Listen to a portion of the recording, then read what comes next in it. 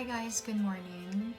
So today I'm going to share how are you going to process your step 1 registration, like what are the documents needed, and hopefully this video is going to be pretty straightforward, just like what I've posted, para hindi masayang yung time natin pareho. Alright, so let's start. Oh, actually only need 4 documents to submit in your step 1 registration. So the first one is a valid passport. Now what does a valid passport means? It means your passport should not be expiring within 6 months. Next one is your nursing diploma.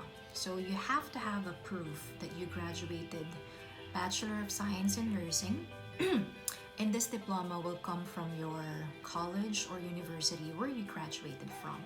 If you have 2 schools, then you have to, of course, get your diploma from the last school where you graduated. Next is your registration certificate or your PRC ID license.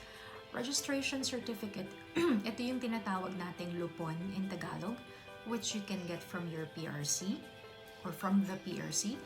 The PRC ID, ito yung lisensya natin. So you can also get that from the PRC. Lastly is the marriage certificate. This goes for women who just got married or have been married for a long time. Legally, of course. So it only applies to those women who wanted to show a proof of the change in their name. So for example, you graduated as a single woman, and then after a few years, you decided to get married. Syempre, magpapalit na yung surname mo. So definitely, you have to show a proof kung bakit napalitan yung surname mo. And the marriage certificate would be enough. Okay, so finally, you were able to upload all the documents needed. Now, the next step is for you to pay 143 pounds. I will put it here and convert it in peso para may idea kayo. And after you process your payment, then you should be receiving an email from the NMC, and they should indicate the CRM number. Normally, it's being included in the subject of their email. So kung ano yung register mong email address, then doon sila magsasend ng email na information about your registration, like a confirmation. Now, a lot of people are confused on this part of the step because sa email ng NMC, they're saying that you don't need to do anything at this time. You just need to wait for your regulator to verify na registered ka nga talaga as a nurse, right? But the thing is, you actually have to go to PRC, any PRC na malapit sa'yo. It could be the main in Manila, or it could be in Cebu or Davao. And you have to inform PRC na i-verify nila yung link na sinend ng NMC sa email ng PRC. I'll be creating another video on the steps on what to do during the verification in PRC. But basically, you just need to go to the PRC and pay an amount of 200 pesos. That was what I did last year. I'm not sure if nag-increase na sila or not. But after you pay 200 pesos, normally after a few hours, you can get verified already. Ano ba yung nangyayari dito sa process na to? So, basically, NMC will receive your application kasama ng mga documents na sinabit mo. Now, the NMC is going to verify with PRC kung mag-match yung mga documents na sinend mo. That includes the date of your registration and your name, of course. If you were able to really register yourself in PRC, in the regulator, so yung mga bagay na yan. PRC lang po ang pwedeng mag-verify. Again, they're going to receive a link from NMC, and then yung PRC po, kailangan nilang i-click yung link na yon and probably answer some questions. I don't know how they specifically do it, but they have to verify na tama yung information na binigay mo dun sa information na sinabit mo sa NMC. Once that is done, you're gonna receive another email from NMC asking you to take the CBT exam. Meaning, verified ka na, totoo lahat ng mga pinrovide mong documents. Pearson is going to send you an email na, yes, you are now authorized to take the exam. I know you have some questions about the documents or the 4 documents that I've mentioned. Let's start with the valid passport.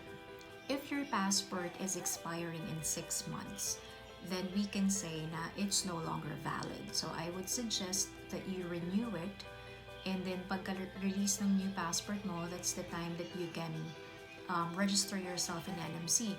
Now, what if your passport is 7 months pa naman before it expires? Then I would say yes, you can definitely register yourself in NMC by using the information from your passport. And right after you register in NMC, I suggest that you renew your passport. Now, there's a catch. Kasi once you renew your passport, DFA will put a hole in your old passport, yung i-renew mo, an indication that that passport is no longer valid, right?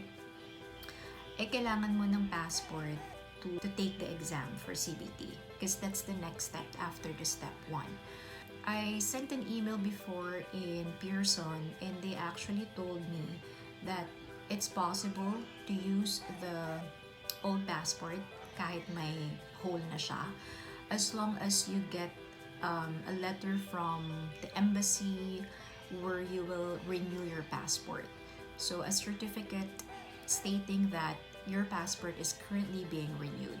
You know, just the proof na talagang nire-renew mo yung passport mo and you cannot use your old passport. Next is the nursing diploma. Kung nag-aral ka sa dalawang schools, because some people, they take the first and second year in another school, and then yung third and fourth year nila, kinontinue nila into another school. So, definitely, you have to get your diploma kung saan ka gumraduate. So, yun yung pinakahuling school. Again, Bachelor of Science in Nursing ang kailangan nila na diploma. Next is yung registration certificate.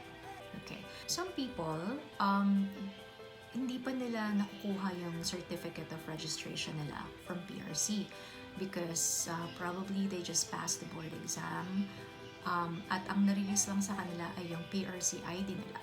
So in that case, I've been reading some posts na NMC is allowing you to either upload your board certification or your PRC ID license, granting na valid yung PRC ID license mo.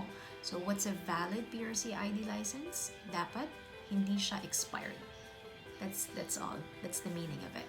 If you are using your maiden name in your PRC ID or in your Lupon or in your diploma, don't worry about it because, again, you will be asked to submit a marriage certificate as a proof that you have changed your name because of marriage.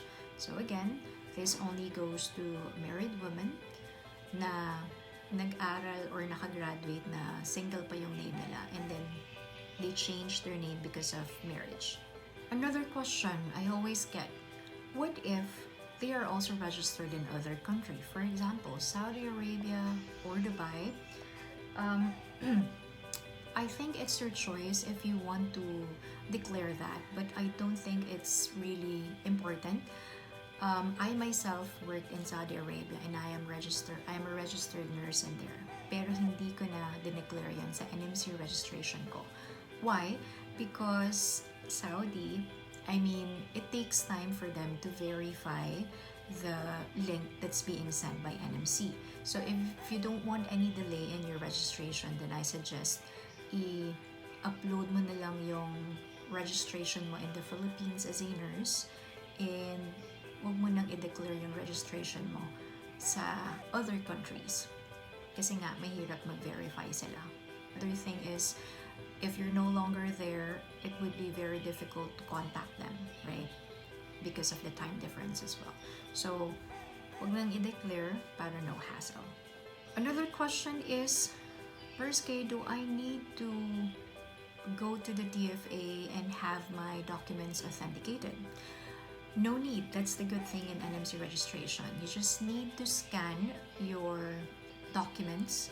So, scan mo yung marriage certificate mo, scan mo yung PRC ID mo back and forth, including your signature sa likod.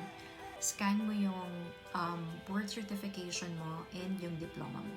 Just make sure na lahat ng information ay kita doon sa scan and walang na-miss na part. Okay? Alright, last reminder, once you started your registration, then you have actually 2 years in order for you to complete your registration. So in NMC, we only have 2 steps and itong diniscuss ko is actually just the first step.